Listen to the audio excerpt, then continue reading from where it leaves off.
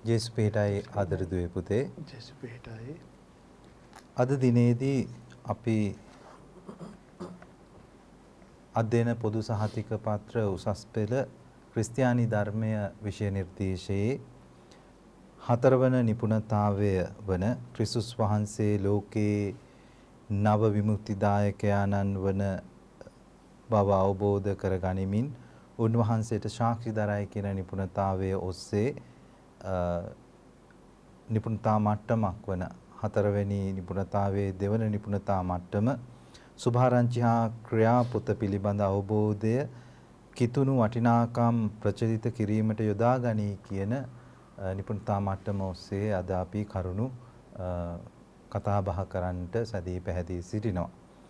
ඉතින් ආදර දුවේ පුතේ මෙහිදී අපි උත්සාහ කරන්නේ සමදර්ශක සුභාරංචි පිළිබඳ කරුණු කාරණා කතා බහ කරන්නටයි. පළමුවෙන්ම ගරු ඩේවින් පියතුමනි සුභාරංචි ගැන කතා කරනකොට අපිට නිතරම ඇසෙන වචනයක් තමයි සමදර්ශක සුභාරංචි කියන එක. අපිට පොඩ්ඩක් පැහැදිලි කරලා දෙන්න මොනවද මේ සමදර්ශක සුභාරංචි කියලා කියන්නේ?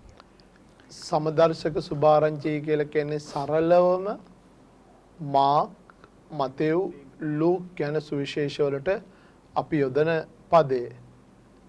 ඒවායේ භාෂාමය පැත්තෙන් ඉදිරිපත් කළ දෘෂ්ටි කෝණයන් වල තියෙන සමානාත්මතාවය සහ දේව රාජ්‍ය උදාව කියන සංකල්පය මේවා ගැන කතා කරන නිසාම මේ සුවිශේෂ තුන අපි සරලව හඳුන්වනවා සමදර්ශක සුවිශේෂ කියලා. ටෙරන්ස් පියතුමනි දැන් ඩේමියන් පියතුමා අපිට විස්තර කරලා දුන්නා සමදර්ශක සුභාරංචි කියන්නේ මොනවද කියන එක. ඒ සමදර්ශක සුභාරංචි ගැන කතා කරනකොට අපිට ඊළඟට මතුවෙන තවත් ප්‍රශ්නයක් තමයි සමදර්ශක ගැටලුව කියන ප්‍රශ්නය. මොකක්ද පියතුමනි මේ සමදර්ශක ගැටලුව කියලා කියන්නේ? ඔව් ගුරුතුමනි අපි මෙහිදී අවධානය යොමු කරද්දී එක සමාන දෘෂ්ටි කෝණයකින් පියතුමා පැවසූ ලෙස මේ සුභාරංචි ත්‍රිත්වය කරුණු කාරණා ඉදිරිපත් කරනු ලැබීම අපි දකිනවා. එතකොට විශේෂයෙන්ම එහෙම වුණත්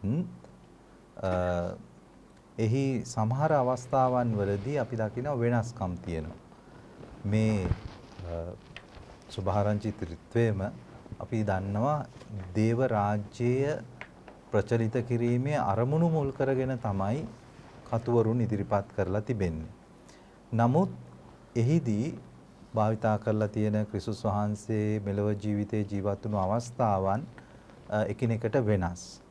එතකොට මෙන්න මේ තියෙන ගැටලුව තමයි අපි හඳුන්වන්නේ සමදර්ශක ගැටලුව කියලා. ඒ වගේම මේ සුභාරංචි සමහරලාවට සුභාරංචි දෙකක් වාර්තා කරන කරුණක් අනෙක් සුභාරංචියට ආවේනික කරුණක්ද දක්නට ලැබෙනවා. නමුත් ඒ කරුණම සමහර අවස්ථාවලදී අපිට හම්බ වෙන්නේ නැහැ. එතකොට මෙවැනි වාතාවරණයක් අපි කියනවා මේ එකම දෘෂ්ටි කෝණයක් ඔස්සේ කතා බහට ලක් කරන්නට පුළුවන් සුභාරංචි තුනක් කියලා. ඒ වගේම අපිට හම්බ වෙනවා ඊට වෙනස් වෙන අවස්ථාවන් සහ සිද්ධි. මෙසේ සමදර්ශක සුභාරංචි සම්බන්ධයෙන් අපි එතකොට කතා කිරීම අපි ඇත්තටම ප්‍රකාශ කරනවා සමදර්ශක සුභාරංචි පිළිබඳ ගැටලුව ලෙස අපිට හඳුන්වා දෙන්නට පුළුවන්. ඒ වගේම මෙහිදී අපිට මේ සමදර්ශක ගැටලුව විසඳා ගැනීමට මේ දෘෂ්ටි කෝණය එකම වුණත් මේ කොහොමද අපි විසඳාගන්නේ? විසඳා ගැනීම සඳහා විවිධ බයිබල් විශාරදයන් අතර දුවේ පුතේ කරුණු කාරණා ඉදිරිපත් කරලා තියෙනවා. අපි ඒකේ කරුණු කාරණා විදිහට අපි කරුණු කාරණා 5ක් ඉදිරිපත් කරනවා මේ සමදර්ශක ගැටලුව කොහොමද අපි විසඳාගන්නේ කියන කාරණාවේදී. එහිදී අපිට ඉතාමත් පැහැදිලිව කාරණා 5ක් ඉදිරිපත් කරනවා මේ සුභාරංචි මුඛ පරම්පරාවෙන් ශිදෝ මතේතුමාන්ගේ සුවිශේෂයේ පළමු සුභාරංචිය කියලා භාවිතා කරා. මාක්තුමාගේ සුභාරංචිය ප්‍රථම සුභාරංචිය කියලා භාවිතා වීම පිළිබඳ පිළිතුර දිවි ලේඛන උපන්‍යාසය ඒ වගේම චතුර්විධ ලේඛන උපන්‍යාසය කියලා කාරණා 5කින් මේ සමදර්ශක ගැටලුව විසඳීමට කරුණු ඉදිරිපත් කරලා තිබෙනවා. ගරු ටෙරස් පේතුමෙනි 2018 අවුරුදු උසස් පෙළ දරුවන්ගෙන් මේ විෂය කාරණාවට අදාළ හොඳ ප්‍රශ්නයක් රචනා ප්‍රශ්නයක් ගොනු වෙලා තිබුණා. සමදර්ශක සුභාරංචිවල කර්තෘත්වය හා එහි රචනා වූ කාලය සම්බන්ධව ඉදිරිපත් වී ඇති නිගමන පහක් කෙටියෙන් විස්තර කරන්න කියලා. ඔබ වහන්සේ දැන් කිව්ව ප්‍රධානයේ කරුණු පහ ඔස්සේ තමයි අපිට මේ රචනාවේ නිගමන පහ විස්තර කරන්න තියෙන්නේ. අපි මුඛ පරම්පරාගත කතා කියන කොටස තුලින් මේකට හොඳ පිවිසුමක් ගත්තොත් ඔව් එහිදී විශේෂයෙන්ම අසේල ගුරු මහතා මා හිතන්නේ ඒ සඳහා සූදානම් වී සිටිනවා. අසේල ගුරුතුමනි ඔබ මේ පළමු කාරණා දෙක පිළිබඳව පැහැදිලි කිරීමක් කරොත්. ඔව් සමදර්ශක සුභාරංචි සම්බන්ධ විවිධ මත ගැන කතා කිරීමේදී පළමු කාරණා දෙක. පළමු කාරණාව තමයි මුඛ පරම්පරාගතව පවතින කතා. ඒ කියන්නේ මුල් අපොස්තුලවරුන් විසින් දේශනා කරන ලද සහ ඒ දේශනාවලට සම්බන්ධ සිද්ධීන් සහ ප්‍රාදේශීය ව්‍යවහාරයන් සමග අරමීය සහ ග්‍රීක භාෂාවලින් සුභාරංචි රචනා වුණා කියලා තුනක් ලෙස සම්පාදනය වුණා. සුභාරංචි ග්‍රන්ථ තුනක් හැටියට සම්පාදනය වූ බවට තමයි මේ මුඛ පරම්පරාගතව පවතින පළමු කතා ප්‍රවෘත්තියට සඳහන් වෙන්නේ. දෙවෙනි මතය තමයි මතෙව් සුභාරංචිය පළමු සුභාරංචිය බව. ශුද්ධ මතෙව්තුමා විසින් රචනා කරන ලද සුභාරංචිය ප්‍රථම ලිඛිත සුභාරංචිය බවත් මේ සුභාරංචිය අත්පොතක් වශයෙන් භාවිතා කරගෙන සෙසු සුභාරංචි දෙක ග්‍රන්ථාරූඪ වූ බවත් සඳහන් වෙනවා. ජේසුස් වහන්සේගේ දේශනා අරමීය භාෂාවෙන් සහ ග්‍රීක භාෂාවෙන් පරිවර්තනය කළ බවත් මේ තොඩ සම්බන්ධ වෙනවා. ඔව් අසේල ගුරුතුමනි මේ පළමු කාරණා දෙකෙන් අනතුරුව අපිට තවත් කාරණාවක් තිබෙනවා පියතුමනි. ඒ කාරණාව තමයි මාක් සුභාරංචිය ප්‍රථම සුභාරංචිය කියන මතයේ සමහර බයිබල් විශාරදයන් ඉන්නවා. ඇත්තටම ඒක එසේම වෙනවා. අපි අධ්‍යයනය කරද්දී මාක්තුමන්ගේ සුභාරංචිය තමයි ප්‍රථමයෙන්ම ලියවී තිබෙන සුභාරංචිය ලෙස පිළිගන්නේ. අපි ශුද්ධ බයිබලයේ පොත් පිළිවෙල අනුපිළිවෙල සකස් කිරීමේදී මතෙව් පළමු සුභාරංචිය කියලා තිබුණත් ඉස්සෙල්ලම ලියවිලා තිබෙන සුභාරංචිය ලෙස පිළිගන්නේ මාක්තුමන්ගේ සුභාරංචිය. එතකොට මාක්තුමන්ගේ සුභාරංචිය ප්‍රථමයෙන්ම ලියවුණා. ඉන් අනතුරුව ශුද්ධ වූ මතෙව්තුමන්ගේ සුභාරංචිය, ඒ වගේම ලූක්තුමන්ගේ සුභාරංචිය මාක් සුභාරංචිය මුල් කරගෙන කරුණු කාරණා ඉදිරිපත් කළාය කියන මතය තමයි ඊළඟට අපිට ඉදිරිපත් කරන්නට පුළුවන් මේ සමදර්ශක සුවිශේෂ ගැටලුව පිළිබඳව පිළිතුරුක් වශයෙන් අපිට ඉදිරිපත් කරන්න පුළුවන් වෙන්නේ. ඒ වගේම අපිට හමු වෙනවා තවත් පිළිතුරක්. ඒ තමයි දිවි ලේඛන උපන්‍යාසය. දැන් අපිට මෙතෙන්දී ගරු පියතුමනි අපි අවධානය යොමු කරද්දී අපිට පැහැදිලි වෙනවා මාක්තුමාගේ සුවිශේෂය පරිණිම සුභාරංචිය, එතකොට මතෙව්තුමා සහ ලූක්තුමන්ගේ සුභාරංචිය මෙහිදී භාවිතා කරමින් ඔවුන් කරුණු කාරණා ගොනු කරලා තියෙනවා සුභාරංචි වල. ඒ වගේම මාක්තුමාගෙන් ලබාගත් නැති සමහර දේවල් මාක්තුමාගේ සුවිශේෂයේ සඳහන් නැති කරුණු කාරණා මතෙව් සහ ලූක්තුමා අඩංගු කරලා තිබෙනවා. එතකොට ඒ කරුණු කොහෙන්ද ගත්තේ? ඒ පිළිබඳව අධ්‍යයනය කරද්දී විශේෂයෙන්ම මේ කිව් ලේඛනය. ඒතර මෙහිදී මේ කිව් ලේඛනය පිළිබඳව අධ්‍යයනය කරද්දී අපිට හම්බ වෙනවා විශේෂයෙන්ම මෙම කිව් මූලාශ්‍රය. ඒ කිව් ලේඛනය කියලා හඳුන්වන්නේ ජර්මානු භාෂාවෙන් කුවෙල්ලේ කියන ඒ පදේ මුල් කරගෙන තමයි අපි මේ කිව් ලේඛනය ඔස්සේ මතෙව්තුමත් ලූක්තුමත් කරුණු කාරණා ලබා ගත්තාය කියලා කියන්නේ. මේ කිව් ලේඛනය පිළිබඳ ක්‍රිස්තු වර්ෂ 55ට පෙර සිටම පවතින මූලාශ්‍රයක් ලෙස මේ කිව් ලේඛනය හඳුන්වාගෙන තිබෙනවා. ඒ වගේම 1833 දී ජේ හුවායිස් කියන බයිබල් විශාරදයා විසින් මෙම සංකල්පය සමදර්ශක ගැටලුවට ඉදිරිපත් කරලා තියෙනවා පිළිතුරක් වශයෙන්. ඊට පස්සේ පසුව එච්.ජේ. හෝල්ස්මන් විසින් මෙය සනාථ කරලා ඔප්පු කරලා තිබෙනවා. ඒ අනුව එතකොට දිවි ලේඛන උපන්‍යාසය ආදර දුවේ පුතේ තවත් පිළිතුරක් විදිහට ඉදිරිපත් කරනවා සමදර්ශක ගැටලුව සඳහා අපි පිළිතුරු සොයද්දී. ඩේමියන් පියතුමනි ඊළඟට මෙතන විශේෂිතතම කොටස තමයි අපිට හමුවන්නේ මේ චතුර්විධ උපන්‍යාසය. එහි පැහැදිලි කිරීමක් ඔබතුමන් ඉදිරිපත් කළොත්. ඔව් පියතුමනි, සමදර්ශක සුභාරංචි වල කර්තෘත්වය හා එහි කාලය පිළිබඳව පැනනගලා තියෙන මේ ගැටලුව සම්බන්ධයෙන් ඉදිරිපත් වෙලා තියෙන දැනට පිළිගන්න සාර්ථකම උපන්‍යාසය තමයි චතුර්විධ ලේඛන මූලාශ්‍ර උපන්‍යාසය. ආදරණීය දරුවෙනි, අපි තවදුරටත් මේ දේ හොඳින් අවබෝධ කරගත්තොත් මාක්, මතෙව්, ලූක් කියන සුභාරංචි අතර බොහෝ අසමානකම් හා වෙනස්කම් තිබෙනවා. මේ අසමානකම් මේ වෙනස්කම් පිළිබඳව පැනනගලා තියෙන මේ ගැටලුව තමයි අපි සමදර්ශක සුභාරංචි ගැටලුව නමින් හඳුන්වන්නේ. ඔබට මේ තිරේ දිස් වෙන රූප සටහන දෙස ඔබේ අවධානය හොඳින් යොමු කළොත් මේ චතුර්විධ ලේඛන මූලාශ්‍ර උපන්‍යාසයේ පැහැදිලි කිරීමට අපට තිබෙන සාර්ථකම රූප සටහනක්. මේ සම්ප්‍රදාය ඉදිරිපත් කරේ B.H. ස්ටීට 1924 දී. මාක්තුමාගේ සුවිශේෂයෙන් මතයුතුමා කරුණු අරගෙන තිබෙනවා. බොහොම පැහැදිලි. ලූක්තුමා තමන්ගේ සුවිශේෂයේ රචනා කිරීමේදී මාක්තුමාගේ සුවිශේෂයෙන් කරුණු අරගෙන තිබෙනවා. ගරු ටෙරස් පියතුමා කලින් පැහැදිලි කරපු ආකාරයට Q කියන මූල ආශ්‍රයනුත් කරුණු අරගෙන තියෙනවා. මතයුතුමාගේ සුවිශේෂයත් ලූක්තුමාගේ සුවිශේෂයත්. J. Hoyes 1833 දී ද්විලේඛන සම්ප්‍රදායේදී පැහැදිලි කරේ මාක්තුමාගේ සුවිශේෂයෙන් මතෙව් සහ ලූක් කරුණු අරගෙන තිබෙනවා. Q කියන මූලාශ්‍රයනුත් කරුණු අරගෙන තිබෙනවා. එහෙමනම් අපි පැහැදිලි කරගන්න ඕනේ ආදරණීය දුවේ පුතේ කොහොමද චතුර්විධ ලේඛන මූලාශ්‍රය ද්විලේඛන මූලාශ්‍රය වෙනස් වෙන්නේ. හොඳින් බැලුවොත් ඔබට පේනවා මතයුතුමාගේ සුවිශේෂයට තවත් කරුණු M කියන එකකින් ලැබිලා තියෙනවා. ඒ මොකද්ද? මතයුතුමාට විශේෂ වූ මූලාශ්‍රය M මූලාශ්‍රය. ඒ කියන්නේ මතයුතුමාගේ සුවිශේෂයේ විතරක් තිබෙන කරුණු. උදාහරණයක් වශයෙන් ගත්තොත් කන්ද උඩ දේශනාව. අපි දන්නවා ඒක මතයුතුමාට විතරක් ආවේනිකයි කියලා. ලූක්තුමාට විතරක් ආවේනික පමණක් ආවේනික ලක්ෂණ හඳුන්වන අක්ෂරය තමයි L.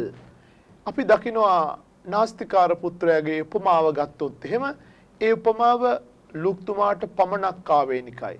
එතකොට චතුර්විධ ලේඛන මූලාශ්‍ර උපන්‍යාසයේදී පැහැදිලි වෙන්නේ මාක්තුමාගෙන් කරුණු අරගෙන තියෙනවා මතෙව් තමන්ගේ සුවිශේෂයට Q මූලාශ්‍රයනුත් කරුණු අරගෙන තියෙනවා.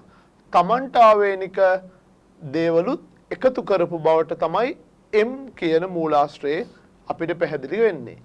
ලූක්තුමා තමන්ගේ සුවිශේෂය රචනා කරද්දී මාක්තුමාගෙන් කරුණු ගත්තා. Q මූලාශ්‍රයෙන් කරුණු ගත්තා.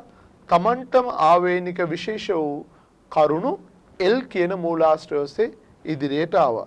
විභාගයේදී අපිට සාර්ථක ප්‍රශ්න කිහිපයක් මේ ඔස්සේ ඇවිත් තිබෙනවා. 2018 17 වෙනි ප්‍රශ්නේදී සමදර්ශක සුභාරංචිවල කර්තෘත්වයේ පිළිබඳ ඉදිරිපත් වූ නිගමනයක් වන ද්විලේඛන සම්ප්‍රදාය 1833 දී ඉදිරිපත් කළේ අපේ ගරු ටෙරන්ස් පියතුමා පැහැදිලි කරපු ද්විලේඛන සම්ප්‍රදාය කවුද 1833 දී ඉදිරිපත් කරේ කියලා බහුවර්ණ ප්‍රශ්නයක් තියෙනවා. J. Hoyes විසින්. ඒ වගේම 2013 13 වෙනි ප්‍රශ්නෙටත් අපෙන් අහනවා L මූලාශ්‍රය යනුවෙන් හඳුන්වන්නේ මොනවද කියලා. L මූලාශ්‍රය කියන්නේ ලූක් සුභාරංචියට පමණක් අයිති කරුණු. අනිත් පැත්තෙන් ආදරණීය දුවේ පුතේ M මූලාශ්‍රය යනුවෙන් අදහස් කරන්නේ කියලා ගැටලුවක් පැන නගනොත් එයින් කියවෙන්නේ මතෙව් සුභාරංචියට පමණක් අයිති කරුණු කියන එකයි. අපි ආදර දුවේ පුතේ දැන් සමදර්ශක ගැටලුවට පිළිතුරු හොයාගත්තා. දැන් සමදර්ශක සුභාරංචි අතර දක්නට ඇති සමානකම් ගැන අපි කතා කරන්නට උත්සාහ කරනවා. මා කැමැති යොමු වන්නට අපගේ උදය ගුරුතුමන්ට සමදර්ශක සුභාරංචි අතර තියෙන සමානකම් මොනවාද? දර්විනි සමදර්ශක සුභාරංචි පිළිබඳව දැන් අපි කරුණු දැනගත්තා. සමදර්ශක සුභාරංචි කියන්නේ මොනවද කියන එක. දැන් මේ අතර තියෙන සමානතාවයන් පිළිබඳව අපි විමසා බැලුවොත් එහෙම සමදර්ශක සුභාරංචි කතුවරුන් තුන් දෙනාම වැඩි අවධානයක් යොමු කරලා තියෙනවා ක්‍රිස්තුන් වහන්සේගේ ගලීල සේවය පිළිබඳව කරුණු ඉදිරිපත් කරන්නට. ඒ අනුව මේ තුන් දෙනාටම මේ කාරණා විශේෂයි පොදුයි. ඒ අනුව මේ කතුවරුන් තිදෙනාම ක්‍රිස්තුන් වහන්සේ ගලීල සේවයට ප්‍රධාන තැනක් දෙනවා. ඒ අතර විශේෂයෙන්ම ඒ කාරණාව ඔවුන් අවධාරණය කරනවා. ඒත් එක්කම මේ තුන් දෙනාම ඉදිරිපත් කරන තවත් විශේෂ දෙයක් තමයි දේව රාජ්‍ය කියන වචනය. ඔවුන් දේව රාජ්‍ය කියන වචනේ ඉදිරිපත් කරමින් එය පැහැදිලි කිරීම සඳහා දේව රාජ්‍ය සම්බන්ධ උපමා ඉදිරිපත් කරනවා. මේ තවත් මේ සුභාරංචි තුනටම සමාන වෙච්ච කරුණක්. ඒකම අපි තවත් කරුණක් විමස බැලුවොත් එහෙම සුභාරංචි තුනේම අපිට දක්නට ලැබෙනවා ක්‍රිස්තුන් වහන්සේගේ දුක් විඳීම, මරණය සහ උත්ථානය පිළිබඳ කරුණු. ක්‍රිස්තුන් වහන්සේ දුක් විඳීම, මරණය සහ උත්ථානය ගැන සමාන ඉදිරිපත් කිරීමක් තමයි මේ කරුණු තුනෙන්ම අපිට දක්නට ලැබෙන්නේ. ඒත් එක්කම තවත් කරුණක් අපි ඉදිරිපත් කළොත් එහෙම සුභාරංචි මගින් ක්‍රිස්තුන් වහන්සේගේ දේව පුත්‍ර භාවය මතු කරන්නට උත්සාහ කරනවා. මේ දෙවියන් වහන්සේගේ පුත්‍රයා ගැලුම්කාරයා කියන කාරණාව විශේෂයෙන්ම මතු කරන්න උත්සාහ කරනවා. මේ අපිට විභාගය සඳහා සූදානම් වෙනකොට අඩු ගානේ අපිට කරුණු 3-4ක්වත් මේ ආකාරයෙන් අපිට ගොනු කර ගන්නට පුළුවන් නම් ඔබට සාර්ථක පිළිතුරකට යන්නට පුළුවන් කියලා විශ්වාස කරනවා. ඒ වගේම උදේ ගුරුතුමනි අපිට මේ සමදර්ශක සුභාරංචි වල දැන් අපි සමානකම් බැලුවා. ඒ වගේම අසමානකමුත් තිබෙනවා නේද? සමානකම් වගේම අසමානකම් තිබෙන හින්දා තමයි සමදර්ශක ගැටලුව ඇවිල්ලා තියෙන්නේ අපිට. ඉතින් මේ අසමානකම් අපි ඉස්මතු කරොත් මොන වගේ අසමානකම්ද තිබෙන්නේ? සමානකම් වගේම මේ සුභාරංචි තුල පීතුමා සඳහන් කළ විදිහට අසමානතා කිහිපයක් ඉදිරිපත් කරන්න අපිට පුළුවන්. දැන් එක් කතුවරුන් Tamanගේ සුභාරංචිය ලියන්නේ Tamanට ආවේනික වූ විශේෂ අරමුණක් ඔස්සේ. ඉතින් ඒ අනුව සුභාරංචි කතුවරුන් Tamanගේ පරමාර්ථවලට අනුව මේ ලේඛන ඉදිරිපත් කිරීම නිසා ඒ සුභාරංචි වල යම් යම් අසමානතා අපිට දක්වන්න ලැබෙනවා. සමහර සමදර්ශක සුභාරංචි වල සමහර සිද්ධීන් ඉදිරිපත් කරන අතර සමහර සිද්ධීන් අපිට දක්වන්න ලැබෙන්නේ නැහැ. උදාහරණයක් හැටියට ක්‍රිස්තුන් වහන්සේගේ උපත හා සම්බන්ධයෙන් කතා කරනකොට මතේ සුභාරංචිය ඉදිරිපත් කරනවා ක්‍රිස්තුන් වහන්සේගේ උපත දැනගෙන උන්වහන්සේ බැහැ දැකීම සඳහා ශාස්ත්‍රවන්තයින්ගේ පැමිණීමක් පිළිබඳව. නමුත් එවැන්නක් පිළිබඳව සමදර්ශක සුභාරංචි වල සෙසු සුභාරංචි වල අපිට දක්වන්න ලැබෙන්නේ නැහැ. ඒත් එක්කම සුභාරංචි සැකැස්මේ යම් අසමානතා දක්වන්න ලැබෙනවා. අපි උදාහරණයක් ගත්තොත් එහෙම මතේ සුභාරංචිය මතේතුමා ඉදිරිපත් කරන්නේ කොටස් 5ක් කරුණු 5ක් ඔස්සේ තමයි ඔහුගේ සුභාරංචිය දිගාරින්නේ. ඒත් එක්කම මේ සුභාරංචි සඳහා භාවිතා කරන මූලාශ්‍ර දැන් මීට පෙර ගරු ඩේමින් පියතුමා ඒ ගැන අපට විස්තර කළා පැහැදිලි කරලා දුන්නා. ඒ ලියු මූලාශ්‍ර පිළිබඳව. ඒ අනුව මේ මූලාශ්‍රවල යම් වෙනස්කම් තියෙනවා. මතේතුමා, ලූක්තුමා ක්‍රිස්තුන් වහන්සේගේ උපත පිළිබඳව දක්වනවා. නමුත් මාර්ක්තුමාගේ සුභාරංචිය ඉදිරිපත් කරන්නේ ඊට වඩා වෙනස් විදිහකට. ඉතින් මේ අනුව අපි දකිනවා මේ සුභාරංචි වල සමානතා වගේම අසමානතාත් අපිට දක්නට ලැබෙනවා කියන එක. ආදර දරුවනි දැන් සමදර්ශක සුභාරංචි වල මේ සමානකම් අසමානකම් තිබෙනවා වගේම සමදර්ශක සුභාරංචි වලට ඇතුළත් වන කරුණු කාරණා අපිට සංසන්දනාත්මකව බලන්නට පුළුවන් ජොහාන් සුභාරංචි.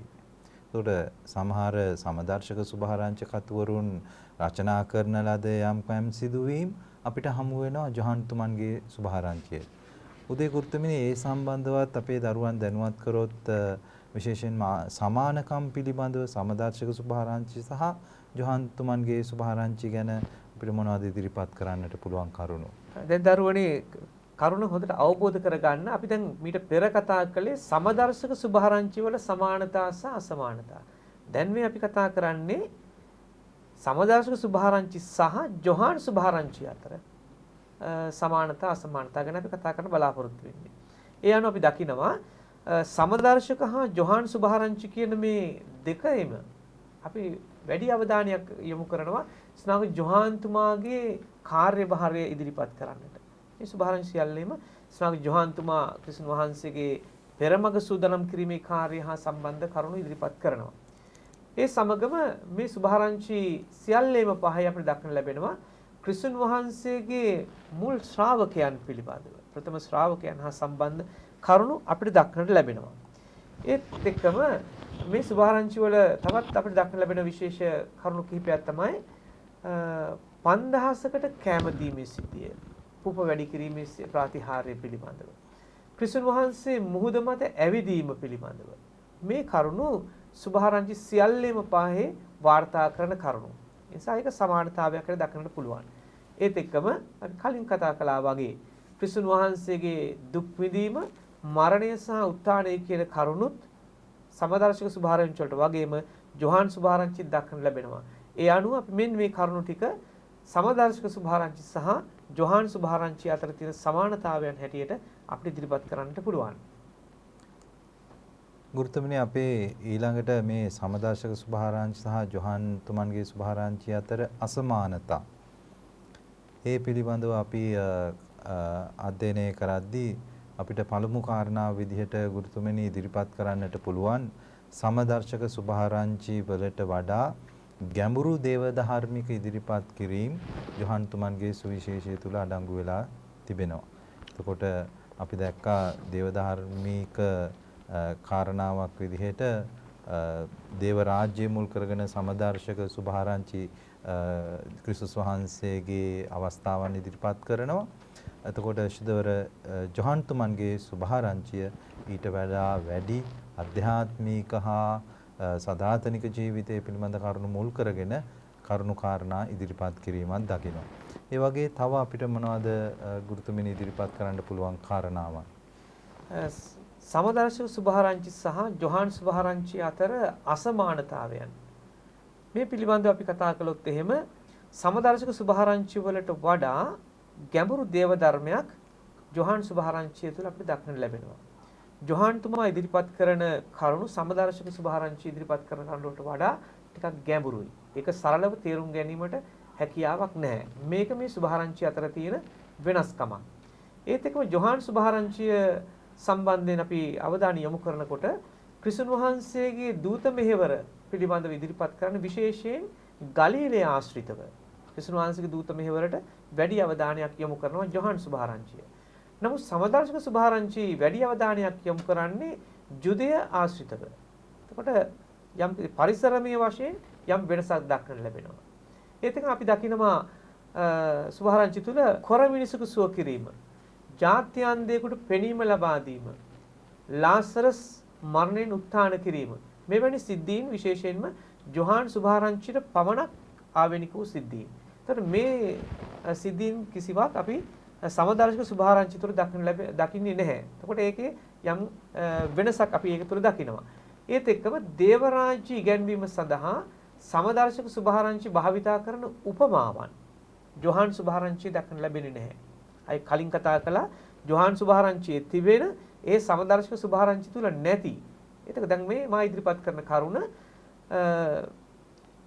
සමදර්ශක සුභාරංචි තුල තියෙන එහෙත් ජොහාන් සුභාරංචි නැති කරුණක්. එතකොට උපමා භාවිතයේ සම්බන්ධයෙන් දේව රාජ්‍ය පිළිබඳ කතා කරනකොට ඒ දක්නට ලැබෙන්නේ නැහැ. ඒත් එක්කම ජොහාන් සුභාරංචියට පමණක් තවත් ආවේනික එහෙත් සමදර්ශක සුභාරංචි වල දක්නට නොලැබෙන කරුණක් තමයි මම වෙමි ප්‍රකාශනය. මම ලෝකයේ ආලෝකය වෙමි. මෙන්න මේ මම වෙමි ප්‍රකාශ 7 ජොහාන් සුභාරංචි තුල පමණයි අපිට දක්නට ලැබෙන්නේ. ඒක සමදර්ශක සුභාරංචි වල දක්නට ලැබෙන්නේ නැහැ. ඒ නිසා ඒ කාරණාවන් මේ සුභාරංචි අතර තියෙන වෙනස්කම් හැටියට අපිට දක්වන්නට පුළුවන්. ඔව් ආදර දුවේ පුතේ සමදර්ශක සුභාරංචි සමදර්ශක ගැටලුව ඒ සඳහා අපිට ලබා දිය හැකි පිළිතුරු අද දිනේදී අපි කතා කරා.